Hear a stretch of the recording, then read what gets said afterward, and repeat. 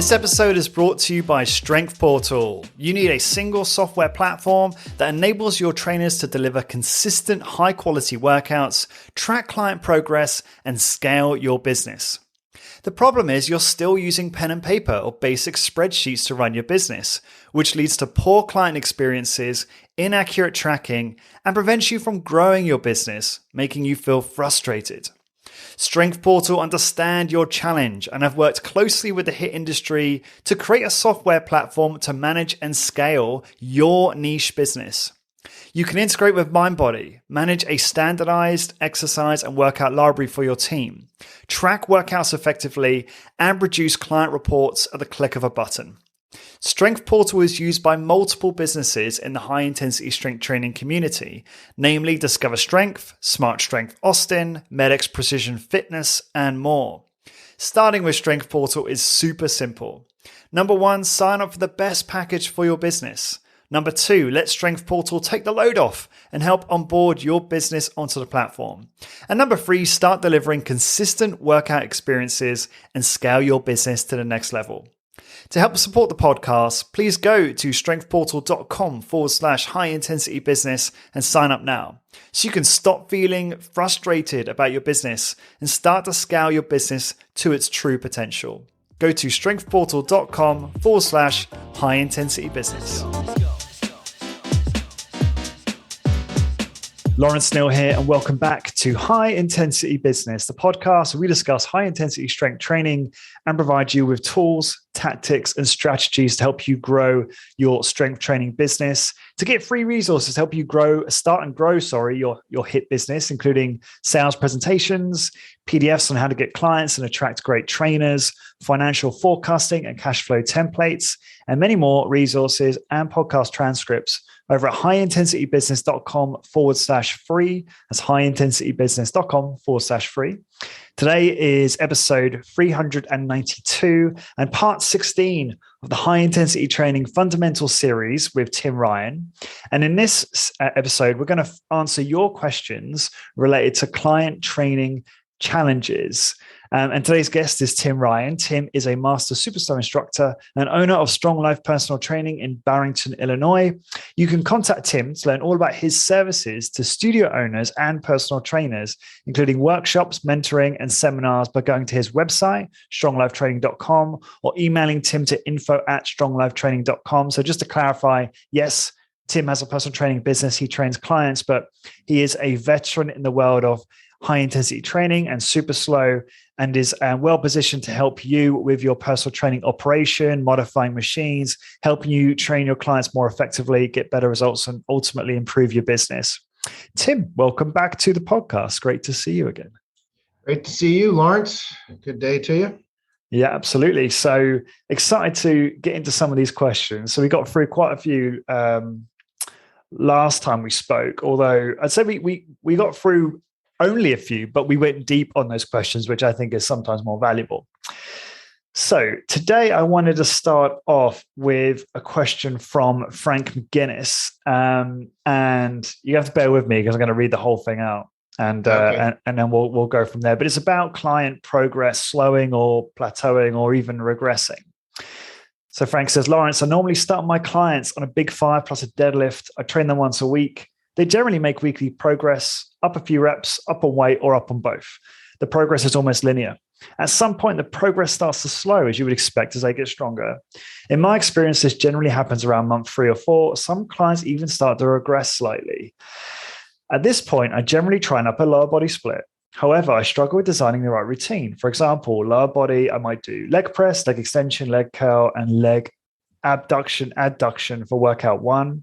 For upper body, it might be chest press, row overhead press, pull down, and then 2 isolation exercises like tricep press downs, preacher curls for workout 2. This split is alternated each week. I have 2 questions. So we'll start with the first question and you can address that and then we'll ask the second question. Okay. So first question, what does Tim do when a client's progress slows or even regresses?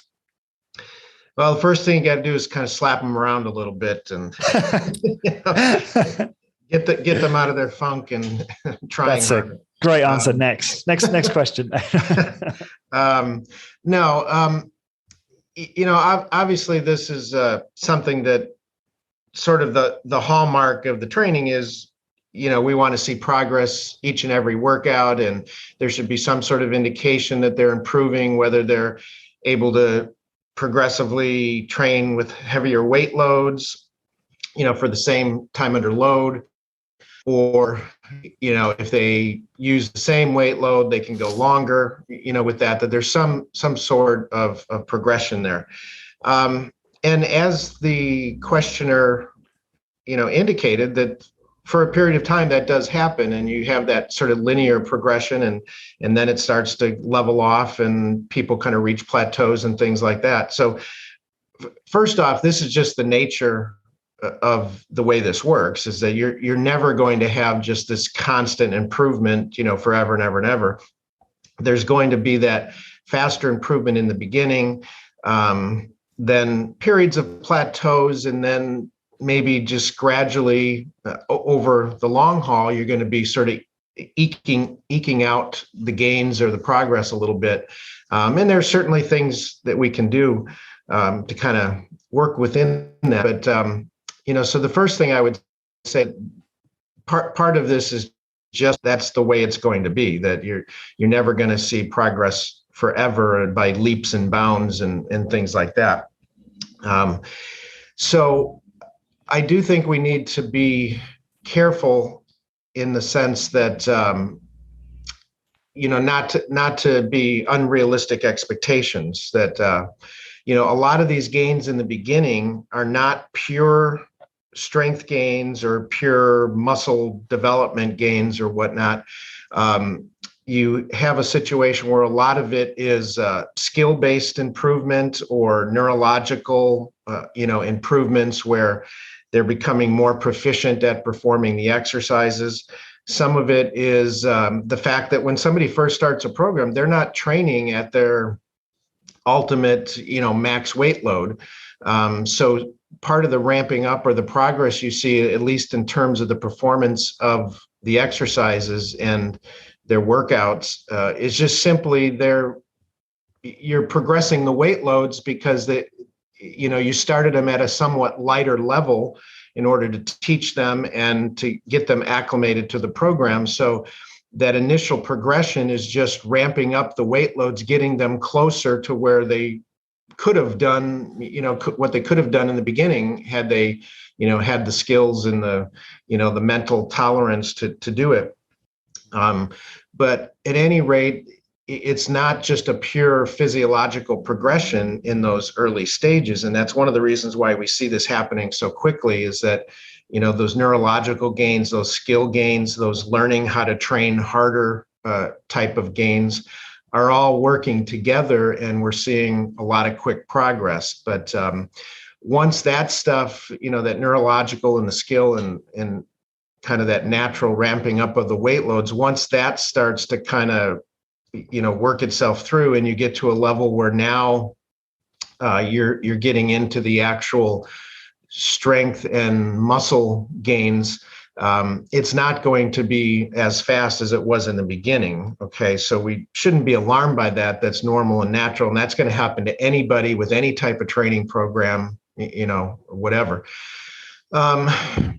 So from there, I think the mistake that a lot of people make is that they assume that as soon as these gains slow down, that it must mean that the client is starting to overtrain, or that they're not fully recovering. So then sometimes trainers will try to extend the recovery time, put an extra day or two of recovery, or reduce the amount of exercises they're doing in a workout, and starting to do those types of things with the assumption being that this person isn't recovered. So now I've got to reduce the volume. I've got to decrease the frequency of training and train less frequently in order for that person to recover. But I think we do too much of that, and that gets carried away because as I stated, some of this is just natural. It's not that they're not recovered. It's just that you're reaching that period of slower progress because now you're dealing with actual physiological gains and not skill and neurological improvements any longer.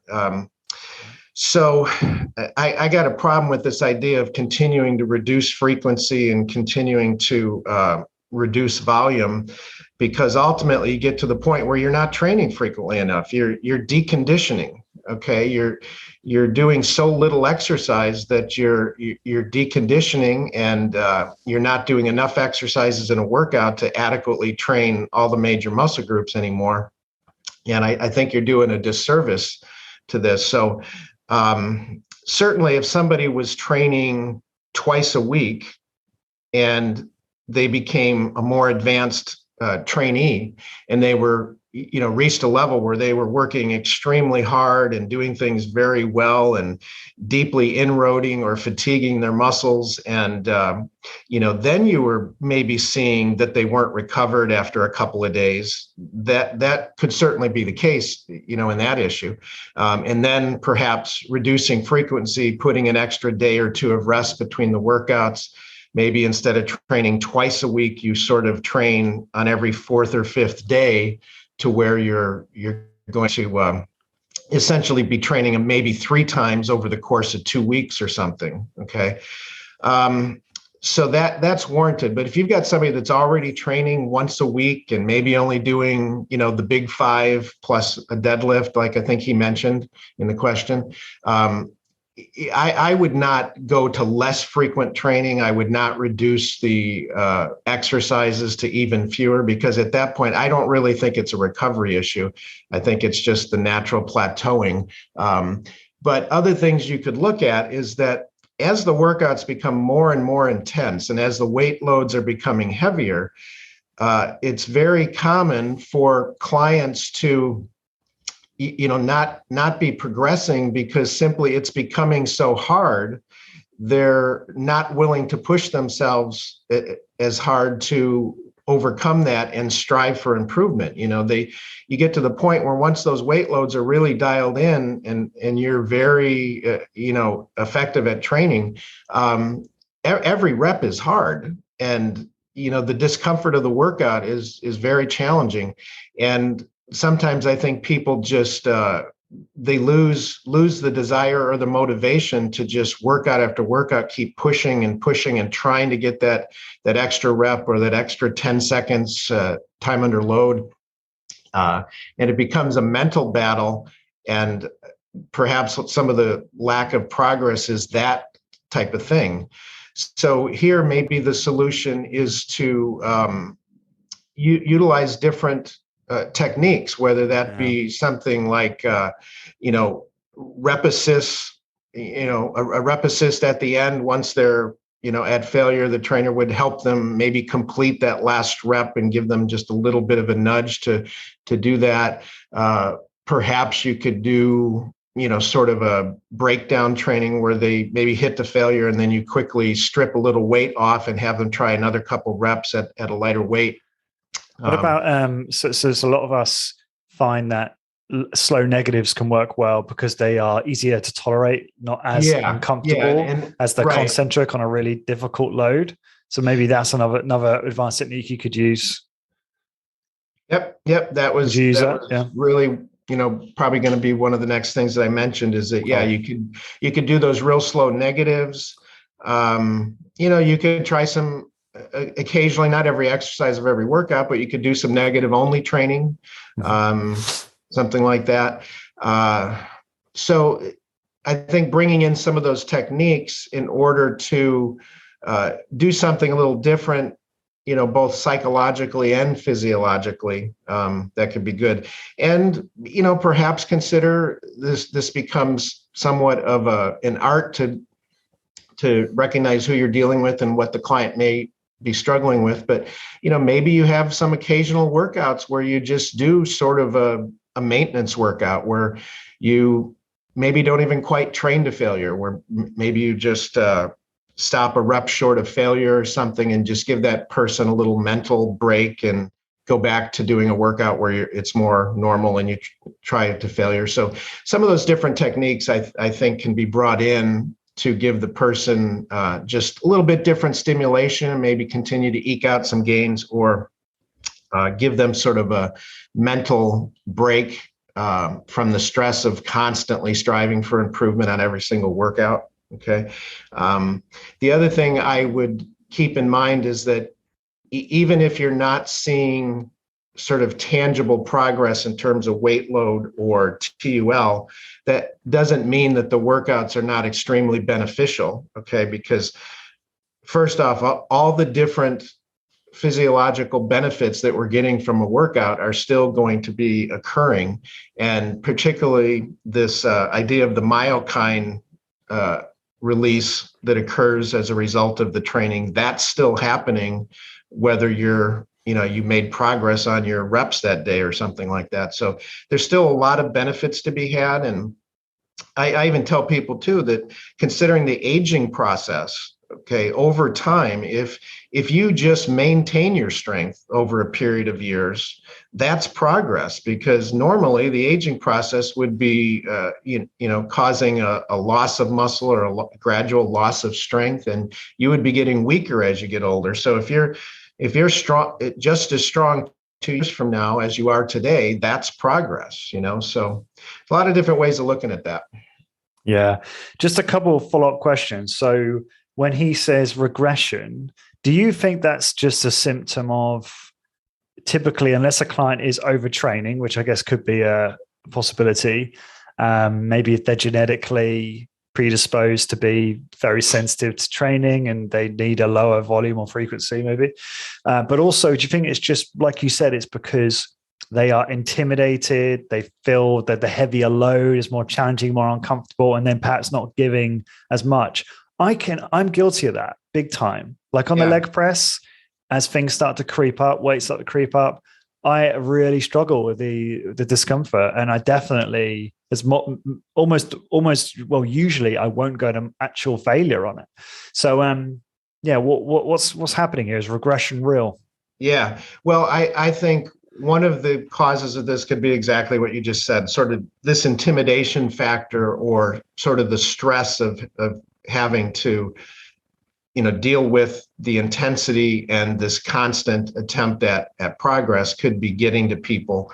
So that certainly could be part of it. The other thing is that we have to maybe look at other things that may be going on in their life. How is the person sleeping? Are they undergoing a period of stress? Are they not sleeping well, and so forth? Could that be it? Are they just under stress at work? Are they not eating very well? Are they not eating enough protein? Have they kind of been neglecting their diet? Are they doing other things? Are they going out and, maybe doing a little partying, or, overindulging on alcohol, on the weekends or something like that? I mean, I think we would, if you're seeing actual regression, okay, not just sort of plateauing, but actual regression, then I would look at those things. Again, I wouldn't automatically assume that, they're overtrained, I've got to reduce volume and frequency, especially if they're only training once a week with 5 or 6 exercises. So I would say it's either a mental thing, it's a sleep factor, nutrition factor, stress, that sort of stuff. I would take a look at that and maybe talk to the client about those issues and see if you could pinpoint something going on in their life that may be hindering their training a little bit. I remember in one of our first podcasts together years ago, you mentioned that recovery could be down to like over 40 things, like so many factors. And when you're looking at performance workout to workout, and you're seeing changes, and you're attributing them to the fact that it's just a workout or overtraining, you could be completely off. Which is why it's probably better to take that bird's eye view and look at a longer training period, perhaps with so many confounding factors. And I'll put a link to that one in the show notes. I think that's back in 2015 or something, Tim. Yeah. Another question about regression, another potential cause. What about fear? I have one client in particular who is worried, and it's a difficult one for me. We've had many discussions about, he's very strong, so he's doing much more weight, and he thinks there's going to be a higher risk of injury. And I said, if you start throwing it around, there is. If you start using poor form, there is. But the point is you need to just continue to improve your form. And we're not going to increase load if we feel that your form is not, near perfect. So I wonder if there's fear. Do you think some clients are just fearful about using a heavy weight, and therefore that also causes them to underperform? Yeah, I definitely think that plays in with some people, and whether we lump that in with the intimidation factor or the mental stress of always striving to go up, fear, all of that kind of is related there. And again, I think this could be an area where, okay, instead of just constantly putting more and more weight on there, try some other techniques that can kind of add a different stimulation or additional stimulation, like the slower negatives, or negative only training, or breakdown training, or things of that nature, that you can kind of break it up a little bit and find a way to still keep getting real good stimulation for that person, but maybe it gives them just that mental break, or it takes the focus off of just always going up with the weight or something like that. And this is where some of the art of being a trainer comes in, is that there's not necessarily a scientific research study to document every little tiny thing like this. You have to kind of use your experience and do some of these different things of ways of continuing to get good stimulation from the workout, and make progress in other ways. What about another way, if that happens? We talked about utilizing advanced techniques to help someone get over that hump, but what about just changing exercises completely? I know some of our colleagues will run a client through a routine for a set period of time, and then they'll modify that routine. And part of that, the objective behind that, is to actually provide some novelty, some fresh excitement into their training. And I wonder whether that actually does also help to break through plateaus. I mean, I know typically we're talking about a client who's trained for a while, so their progress is really marginal and slow. In a lot of cases, they're not, like you say, they're not making gains. It's just maintenance. But by changing to a different selection of exercises, they're obviously going to see those gains again, because you're going to see that skill proficiency from the beginning start to improve and start to show progress on some of those new exercises. So is that something you would advocate or not for? Definitely. Situation? Usually I'll have clients on sort of an A routine and a B routine that we're alternating. But after a period of time, not real frequently, but after a period of time, like most of my charts, basically the charts are set up so there's enough workouts on the charts that, depending on how frequently they're training, the client's going to maybe go through 3 or 4 months of training before the chart's filled on both sides. So usually when it comes time to writing up a new chart, they've been on those routines for maybe 4 months or something. So then I'll just mix up the routines again and create a different A and B routine. And it may even still, depending on how much equipment you have, if you've got maybe 8 exercises on each routine and they're doing a total of 16 exercises over the 2 workouts or the 2 routines, it may be just taking those 16 exercises and, rearranging the exercises and the routines and doing certain exercises in a different order and different sequences of things, and just mixing it up. Or if you've got enough equipment and enough exercises available to you, then maybe you do bring in some exercises that they haven't been using in a while. And then you're going to certainly get some of that novelty and then some of that progress occurring again, for those reasons we mentioned with the skill and the neurology and that kind of stuff going on. And, there's nothing totally wrong with that, because again, that brings kind of a mental relief. It kind of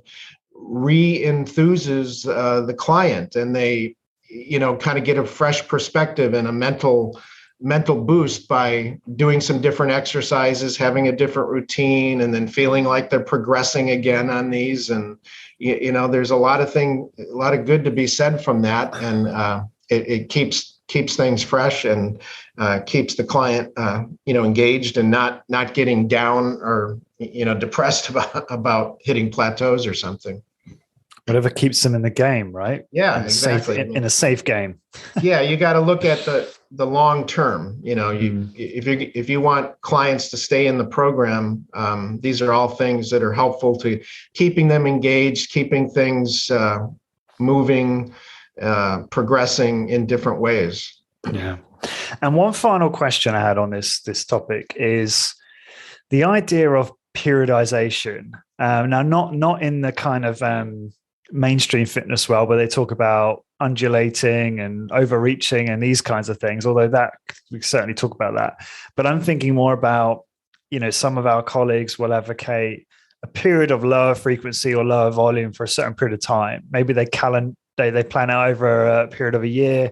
Maybe 1 month they'll do, just for argument's sake, big 5 to failure, or let's say they do 10 exercises per workout to failure. And then month 2, they do, a abbreviated routine with, say, 3 big compound movements for a month to best provide some additional recovery. And then in month 3, they revert back to a more intense regime, for example. Do you think that is another way that, our colleagues could overcome these client challenges regarding, the progress slowing down or regressing? Do you think there's value in that approach? Yeah, I mean, something along those lines. I think it's fine to experiment, and you start to get to this point where you do have to try some different tactics and strategies. If you feel that it would be helpful for that particular client to stay engaged and to stay enthusiastic about their program.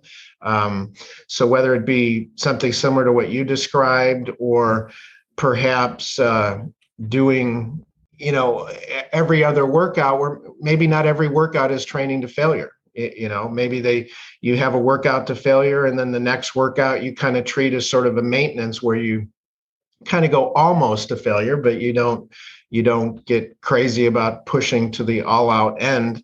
And that kind of serves as sort of a maintenance, gives them a mental break, and you kind of mix things up a little bit. So I think it's fine to experiment with some of these things, as long as you're not just randomly doing all sorts of crazy stuff that has no logic behind it. But if you're really just logically analyzing it, and your client and you've talked to them, and you're trying to use your skills and your experience to experiment with different things that may be helpful for a particular client, I think that kind of stuff's fine. Yeah, and if I'm understanding you correctly, it's not that you have an issue with that. It's more the issue you have is obviously if they are continuing to reduce volume and frequency over time without ever coming back to a more kind of comprehensive routine, perhaps. Yeah. I mean, I definitely don't think it should get down to this thing where, well, you were training once a week with 5 or 6 exercises, and your progress slowed. So now I'm going to reduce it down to 3 exercises. And then your progress slows again. So now I'm going to have you train, rather than once a week, every 10 days. And then if you plateau on that, then we're going to just train once every 2 weeks with, 3 exercises.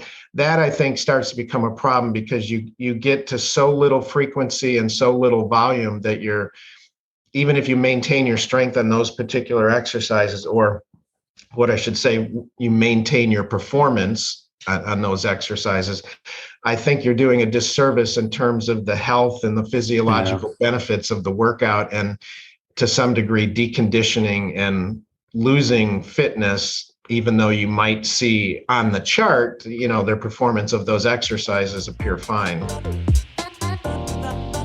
This episode is brought to you by Strength Portal. You need a software platform that enables you to track workouts, deliver consistent high-quality client experiences, and scale your business. The problem is you're still using pen and paper or basic spreadsheets to run your business, which leads to inconsistent workout experiences and stifles your business growth, making you feel frustrated. Strength Portal have worked closely with the HIIT industry to create a software platform to manage and scale your niche business.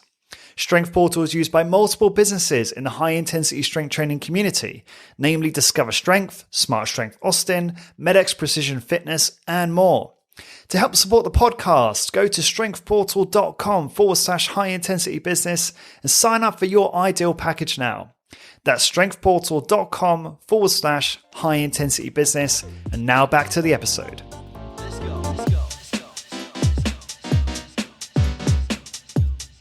Yeah, I completely agree with that. Yeah. Great answers. Hopefully that's been helpful, Frank. And moving on to the second question from him. So that was 30 minutes. So, but this is great. This is, as I said, I love going more deeper on these questions. So the second question is, hang on, maybe we've answered this. Ultimately, a trainer might want to give the client more rest days, such as a workout every 10 dads. Okay, we've already talked about this. Does Tim ever cut frequency down to once every 10 days? And your answer to that is no. Yeah, we already yeah. Yeah. Let me just see. I want to read the rest of what he's wrote here, see if it's relevant. Yeah, he mentioned how it's challenging to move someone to a 10-day frequency anyway because of scheduling, right? People want specific days and times. Working on a weekly basis opposed to every 5 or 6 days is slightly easier. So we've kind of addressed that might not be beneficial anyway. His closing point here was, frankly, few, if any, of my current clients have so closely approached their genetic potential that I'd have to cut frequency down to once every 10 days. However, I can see that day coming with a few long-term clients who are getting very strong. But again, you've suggested that there is no need, even at someone's genetic peak, to push workouts out to that type of frequency. Cool. All right. So moving on, I wanted to address a question around super slow. Now, I know this came up in our series, but it was a while ago now because we've been recording these for ages. But Steve asks what you think of super slow as a protocol and what from that kind of school of training do you still use in your client workouts? And what have you kind of, abandoned? Yeah. Well, I'll say this. According to the way super slow is traditionally performed, and according to the original recommendations of super slow, I think it potentially can be a step in the wrong direction. Because what I mean by this is that, originally when super slow came on the scene, everybody was doing, prior to this, the standard Nautilus protocol of 2 seconds up and 4 seconds down kind of a thing. And people were experienced at what kind of weight loads they were using at that 2-4 method and so forth. And then super slow comes along and Ken Hutchins says, well, okay, to do super slow, you need to reduce the training load by 30%. In other words, put the weight 30% lighter, and then now intentionally slow down and, move very slow and precise and take 10 seconds to lift and 10 seconds to lower, along with these recommendations of being, just ultra, don't twitch an eyeball, don't grimace, don't, move. So I think what happens is the biggest problem is this, first off, this idea of reducing the weight. All right. It's actually the exact opposite. Okay. You're actually able to produce more force from your muscles at slower contraction speeds than faster contraction speeds. And there's been numerous studies that have documented this, that your muscles, in terms of the force that they produce of muscle contraction, is higher at slower speeds or slower velocity. It's called the force velocity curve, that the slower the velocity, the more force your muscles produce. Now, with that being the case, then that means you're able to lift heavier weights at those slower speeds than the faster speeds. Because, and one of the reasons in terms of the actual weight you can lift is that if you're moving faster, some of the force your muscles are producing is serving to accelerate the load, okay? Not just merely overcome it and start to lift it, but you've got a level of force that is causing acceleration, okay? But due to this force velocity curve, these slower contractions, you're capable of actually producing more force and in effect lifting a heavier weight. All right. So by reducing the weight load, you're making it easier. All right. And then I've stated this before, if you're intentionally moving slow, you are reducing your effort. You are holding back. You are voluntarily choosing to reduce your force output. That's less intensity. That's less stimulation. Okay. So the proper way to train is that rather than telling someone to intentionally move slow and in effect be holding back their effort in order to move slow, the weight should be heavier and you should be moving slow. The end result should be slow movement, but it's slow movement because the load you're using, you're not capable of accelerating it. All right. It's heavy enough that you can't accelerate it. All right. The level of force that your muscles are producing are very close to, the level of the load. So there's more of a closer match between the load you're lifting and the capabilities of your muscles. So if you're doing this correctly, you end up moving slow by virtue of the fact that you're not capable of moving fast. And I had an awesome experience a week or so ago. One of my clients, he was training and he brought his two sons in to observe his workout. And so this guy is training, and one of his sons says, "Geez, Dad, your form is perfect and you're moving so slow and nice and smooth. And boy, that really looks great." And the father remarked, he goes, "I'm only moving this slow because I can't move it any faster than this." And I'm like, exactly. That's exactly what should be happening, is that, in effect, he was trying his best to, produce force and to move that load. And it was so closely matched to his capabilities that basically that slow speed that was resulting was just a natural result to where he really couldn't move it any faster. Okay. Yeah. So Just one comment on this. So the only issue is you tell a client that, or maybe you're not telling them to move as fast as you can because that's probably going to produce bad form. But what I've noticed is unless you're really, I guess, clear with instruction, maybe that's the point, and instruction on form, is that they will use momentum in order to get the rep from A to B. So they will move fast even with a really heavy load because they will recruit more body English and use momentum and break form in order to get that from A to B. So is that just a product of bad instruction from the get-go and bad corrective feedback? Yeah, well, there's a couple things here. Is that number one, if you're taking a client from day one and starting to teach them how to train properly, there's certainly going to be a period of time where the weight is lighter and they're maybe capable of moving that weight fast if they wanted to, but you're, intentionally moving slow. Mm-hmm. So that learning process and that refining of the form and the technique and learning how to train properly, learning how to contract your muscles, starting to learn how to tolerate the intensity. There's certainly going to be a period of time where they could be moving faster and they are in effect holding back. But as you progress the weight loads, and if everything is going well, you're gradually progressing the weight loads, things are getting harder and harder, and then you will reach a point where now they're no longer intentionally holding back. They're moving slow because now the weight loads have moved to the point where they really can't move it fast. Okay. And you certainly may have a situation where that first rep or two of your set, even with these heavier loads, the first rep or two, you're certainly probably capable of moving it faster than, say, a super slow 10-10. Okay. Mm-hmm. But you're not really going to be capable of moving it fast. So, you may have something where with the proper weight loads, even if you took all the restraints off and said, lift that weight as fast as you could, it might not go any faster than 5 seconds, to lift it. So even with the heavier loads, maybe the first rep or two, you're somewhat holding back, but very quickly it reaches a point where every rep you're trying as hard as you can to move that load, and it's just moving slow. And think about people, whether it's a powerlifting competition or a bench press competition.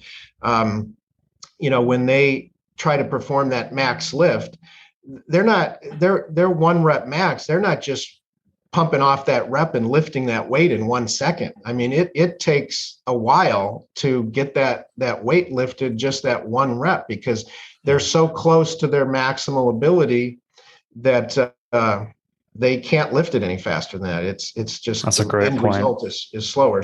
So the problem with super slow is not the fact that it's bad to move slow. I think the problem is to intentionally move a weight slowly when you're capable of lifting it faster. By the very definition of that, you're withholding effort. You're holding back the production of muscular force in an effort to control the speed. And it's sort of an intentional thing where what you should be doing is trying to push with a lot more effort and having that matched against the proper training load that really can't be moved fast. So, yeah. And one other question on this is, you talked about how you shouldn't reduce the weight by 30%. You should keep it the same because, as you've been stating there, it's a lower intensity because you're proactively moving slower.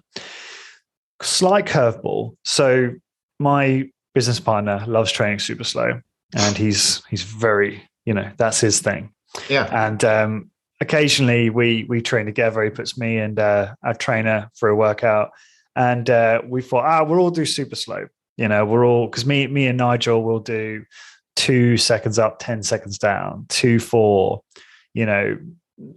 4, 4, 4, whatever, like these types of protocols. So we're always focused on smooth turnarounds, but we will move slightly quicker, I guess, through the middle of some of these reps. And those are the most common protocols we use with clients. So that's why we typically use them when we're training each other. But we're really open. Like, we like to use all sorts of different protocols, but we don't do super slow very much. We're talking like 10, 15, 20 second reps in some cases, right? Anyway, so we all got together when we were training, and I kept my weights the same. If I keep my weights the same, I'll be fine. And I found it so hard. Like, I would say that my time under load was less than when I was doing my other cadences, if you're just tracking time. Yeah. However, I think the reason for that is because I found it so uncomfortable, because maybe I was using a tiny bit of controlled momentum in my other protocols. Or I must have been, definitely was. And so when I came to do super slow, it was such a shock and such a wake up, the feeling, having not done it for years, really, in the strictest sense, that I really struggled. And I was like, oh my God, this workout feels so intense and so less enjoyable than what I'm used to. Like, I started to dread it, and I don't really dread my workouts. I know they're going to be hard. I know I'm going to be challenged, but I don't dread it. So that was a bit of a concern. But then again, maybe it's just the novelty. I was doing it for the first time. If I just decide to do strict super slow for a few weeks or a few months, maybe I would adapt to it. And I think there is some science to support that you do become better at tolerating the discomfort the more you're exposed to it, right? So maybe, I know that might contradict, it's nuanced, but it might contradict some of our earlier discussion. But yeah. So I'm curious what you make of that, because I actually found it very uncomfortable. I found it very mentally challenging, and I found it harder than my previous. So is that just a product to novelty or something else? Yeah, I mean, certainly, and particularly if you're doing what I tried to describe with having these weight loads that are more closely matched to your ability, and sort of not doing this lighter weight load and intentionally holding back in order to move slow. If you're training at a more meaningful load that's more closely matched to you, and then you're moving through that range of motion of the exercise very slowly, you're obviously increasing the tension and sort of the load or strain on the muscles. And that, done properly, this can be a more intense experience, and harder work. Okay. So I mean, that could be just that initial shock compared to what you were doing, and kind of experiencing that higher level of the load and tension on your muscles, and the uptick in intensity of that. And it could have just been that where it was mentally hard to take because it was so different than what you were used to. And it would take, a little bit of building up, some mental tolerance to that and so forth. So that's what I would attribute it to. Yeah, thank you for that. And just to get back, I guess, to the original question, Steve was asking, what do you still use from those principles? So would you be able to just elaborate on, because you've kind of described what super slow is and the issues with it from your side, but what do you still use from that school of thought and what have you abandoned completely? Yeah. So, what's going to be still there is that, and the degree of how closely this matches, it depends on the skills of the person and their willingness to endure this and work hard and everything. But, you're still going to see very slow movement speeds, in the range, maybe not a literal, perfect 10 seconds up, 10 seconds down, but at least five seconds or more excursion time, in each direction. You're still going to see proper behavior of maintaining a neutral head and neck position, maintaining proper body positioning and stability, as much as possible, trying to remain, grimace free and maintaining proper breathing technique and very smooth turnarounds. And, all of those other principles are valid. So that's going to be there. One of the things that I don't do anymore, was this technique called thorough inroad technique, which would essentially be, you train to failure. Okay. You hit that point where in a rep where you cannot move the weight any further, you get stuck halfway up or whatever point of the range of motion, you hit that failure point. And then rather than the exercise simply being over because you hit failure, you stay in that position and you push as hard as you can for, say, 10 seconds more in that position, just pushing. And then you would come back down, lower the weight, begin another rep, push to the point where movement stops again, wherever that is, push for another 10 seconds. And you would keep doing that until you can't even budge the weight off the bottom, that you come down to the bottom and the weight touches down and you can't even budge it off the bottom. So in other words, you completely exhaust yourself in every position to the point where there's just literally nothing left. And no force output whatsoever. Yeah. Right. Where you're just, so feeble that you're just completely dysfunctional. And I don't do that anymore because a couple of reasons. One is it will completely destroy you. And well, it'll be to the point where you so completely destroy yourself that you do lead to a situation where it takes so long to recover from that. You're so beat up and so exhausted and, spent that now, you can't train with very many exercises and you can't train very frequently. And you need so much recovery and reduced volume that you're back to that problem I mentioned earlier, that now you're just not training enough. You're intentionally doing something to yourself that takes so long to recover from and is so devastating that it leads to other problems. And the other reason I don't do it is it doesn't appear to lead to any better results than simply training to failure. Okay. I've never seen somebody like suddenly break off a plateau or make huge progress because they were doing this thorough inroad technique. I think it's just beating a dead horse, that you've already stimulated the muscle and now you're going beyond it to such a point where you're doing nothing but depleting yourself and causing a need for extended recovery. Lastly, I think by the time you've reached failure, all that other stuff past the point of failure, you are not bringing in any new muscle fibers. You're not recruiting any new muscle fibers or motor units. You're not activating anything new. All you're doing is firing nerve impulses and just completely devastating the nervous system, where it's just nothing. It's called rate coding, all right, where what your body is doing is just fast and furiously pounding the muscle with nerve impulses, trying to sustain the muscle force output. Trying to And innovate fibers in the yeah, muscle, in motor units. you're not bringing anything new into action. You've already activated all those motor units and muscle fibers.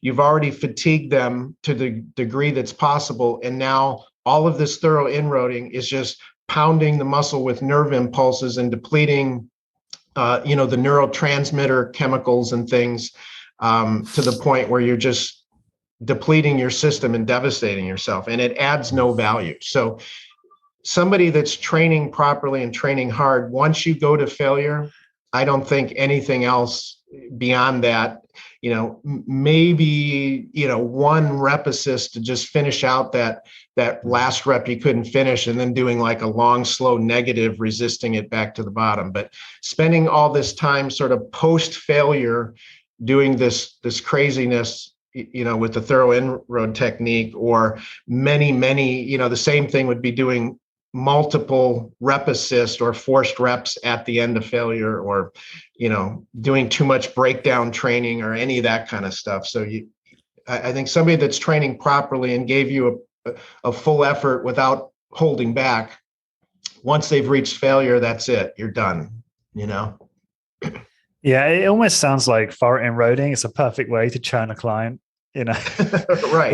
like destroy them so that they have the most horrible experience of their life, and make it so they can't recover for the next workout, so they can't train with higher frequency, so you're going to lose revenue there, and then they're just going to be so scared from the experience that they're not going to come back. You I guess pretty well summarized it. Yeah.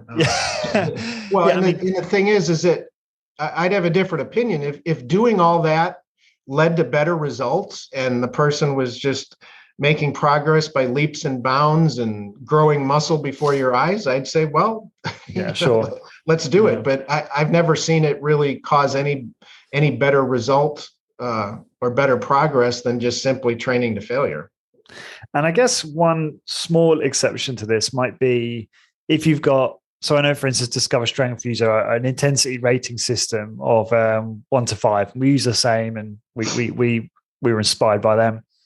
And a 5 is basically like you can throw the kitchen sink at them, right? You can just throw everything at them, because regardless of the benefit, they hunger for that very high intensity, even though it might not be providing additional, progress to their health outcomes. Maybe mentally they just need that, right? And so again, it's keeping them in the game. It's figuring out what works for them and tailoring that intensity. But we're not necessarily talking about thoroughly inroading and then throwing on a ton of advanced techniques. It might just be, like you say, like a few assisted reps, some clever programming where like there's pre-exhaust to really, make a muscle feel like it's toast, Mm-hmm. But that could be an exception to this in terms of just that cohort of people that really love to just be absolutely annihilated, Yeah. I mean, you've got all kinds of different personalities. You've got all kinds of different people and what they're willing to endure and what motivates them and what they can tolerate. So yeah, you're going to occasionally have those clients that maybe just thrive on this idea of this intensity and applying these advanced techniques, and they just eat it all up, but I think it's more common that if you get carried away with some of this stuff, you're going to beat up your clients so bad that they're just not going to stick with the program. They're going to drop out, or they're going to get burnt out, or they're, going to feel themselves just not being recovered and just feeling beaten down all the time and sore and, all this kind of stuff. So, it's clear that all of this craziness is not necessary to stimulate gains, because, there's a multiple, examples of people that, get gains with much, much less, inroad than some of this stuff is going to elicit. So I think it's a matter of the person, to the best of their ability, training, getting every rep that they can, completing every rep that it's possible for them to complete, with proper form, but going to true failure and having, the best performance that person can elicit and get the most out of their effort and, completing all the reps, so to speak. But once they've done that, going way beyond that with an excessive amount of advanced techniques, I think it adds no value. Okay. Of course, though, if you have clients that are kind of sandbagging or holding back and not really going to a true state of failure, okay, now you have to get out your bag of tricks and start to employ some of these techniques as a way of getting a little more intensity out of them, or getting a little more inroad or stimulation out of them with some of these things. So it's not that they should never be used, but you have to properly understand where it's appropriate and the kind of person you're dealing with and what you're seeing as a trainer, whether they legitimately gave you their all and trained to failure, or whether they were holding back and now you got to find a way to get a little more out of them. Yeah, great points. And just one last comment before we wrap up. You mentioned there about how there's lots of examples of people utilizing low intensity resistance training to get good results, and there's so many studies out there, right? I mean, we know that the resistance training research has a lot of issues, or exercise research in general.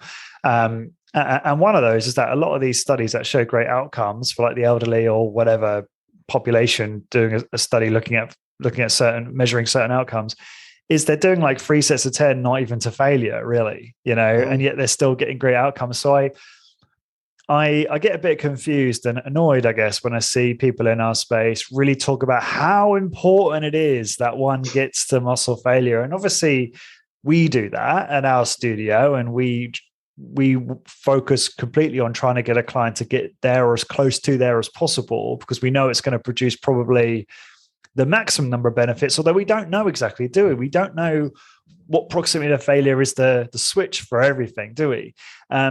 But yeah, this obsession with getting there, and if you can't get there, you might as well not even work out at all. It's like, well, that doesn't make any sense when you look at the research that I've seen. So I think what you got to look at is, I would say if you're only doing one set of an exercise, then you better get to failure on that set or pretty darn close to it if you want to make good progress. But if you're going to be doing more of this traditional multiple set type of routines, you could do 3 sets and none of those sets really need to be to failure, as long as you're sufficiently over the course of those 3 sets, training hard enough and getting enough fatigue and so forth that, you've got a little more latitude that you don't have to train to failure on all those 3 sets to get results. But if you're doing just one set, then you do need to get to failure or pretty darn close to it. So I think what we're looking at here is that certainly our approach, this high intensity, one set to failure approach, is going to be much more time efficient way of training and eliminate the need to have to do all that volume and all those multiple sets of all these different exercises. So it's not a matter that the other methods don't work. It's that this is going to be much more time efficient way of training and stimulating the gains with a lesser amount of exercise and a lower amount of frequency. And of course, lower amount of wear and tear on the body and all of that kind of stuff. So there's many, many advantages to this. But if you're only going to do one, you got one shot at stimulating that muscle. So you better do it right. Yeah. Well said. And with all of that said, that brings us to the end of the episode. Thanks so much, Tim. This was great. I love that we went real deep on this one. Tim, just very quickly, a best way for people to find out more about your services to personal training business owners. Yeah, go to my business's website, which is stronglifetraining.com. And there's all sorts of contact methods, phone numbers listed there, email address, contact forms to just fill out and ask a question or whatever. But that would be the best source of all the various ways of contacting me, and get a hold of me, and we'll talk from there. Yeah, I've had a few questions about cams and modifying equipment. And what I would suggest, if you have a question around that stuff, just go to Tim's website and ask him the question and Yeah, around right. modifications, because obviously we covered that in the last Q&A we did, or Yeah. covered some of it. And I think that'd be a good thing for you to do if you want to get a good response from Tim on that and figure out the way forward. For everyone listening, to get free resources to help you grow your high intensity training business and sales presentations, PDFs on how to get clients and attract trainers, financial forecasting and cash flow templates, and much, much more, head on over to highintensitybusiness.com/free. And to find the blog post for this episode, please go to highintensitybusiness.com. I've got it on the other screen here, which I should have dragged it over, and search for episode 392. And until next time, thank you very much for listening. This episode is brought to you by Strength Portal. You need a single software platform that enables your trainers to deliver consistent, high-quality workouts, track client progress, and scale your business. The problem is you're still using pen and paper or basic spreadsheets to run your business, which leads to poor client experiences, inaccurate tracking, and prevents you from growing your business, making you feel frustrated.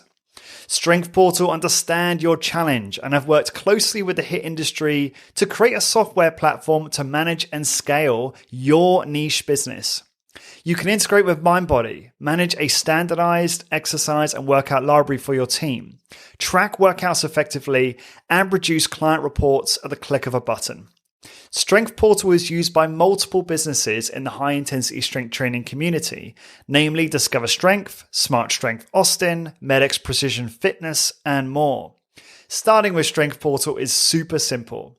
Number 1, sign up for the best package for your business. Number 2, let Strength Portal take the load off and help onboard your business onto the platform. And number 3, start delivering consistent workout experiences and scale your business to the next level. To help support the podcast, please go to strengthportal.com/high intensity business and sign up now, so you can stop feeling frustrated about your business and start to scale your business to its true potential. Go to strengthportal.com/high intensity business.